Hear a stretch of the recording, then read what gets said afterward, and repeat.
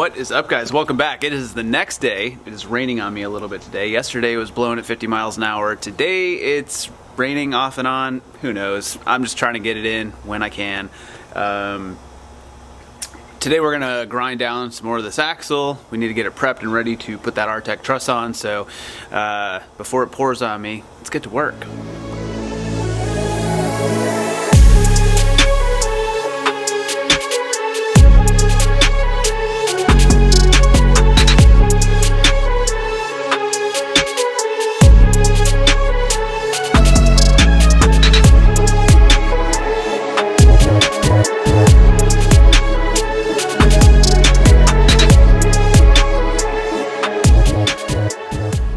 So, what did we get done today?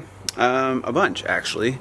Let's check this out. We got this axle all ground down. All the brackets are off of it. I think it's looking pretty good. Ready to get this truss welded to it. Super excited about that. It takes a little while to do this. You know, it's a lot of metal. Takes a while to get it all off. What did we do second? After cleaning up several times, got the gas tank out from underneath it. So what we're gonna do is cut this floor out. I took a little measurement in here, and I think it'll fit a 37-inch spare in the back for now. I'd like to have it with me. I'd spare while you're driving across the country, and dragging a Jeep is usually a good idea. Gonna get rid of this spare tire carrier down here. Kind of takes up a lot of space. And that'll allow us to tuck the gas tank a bit more.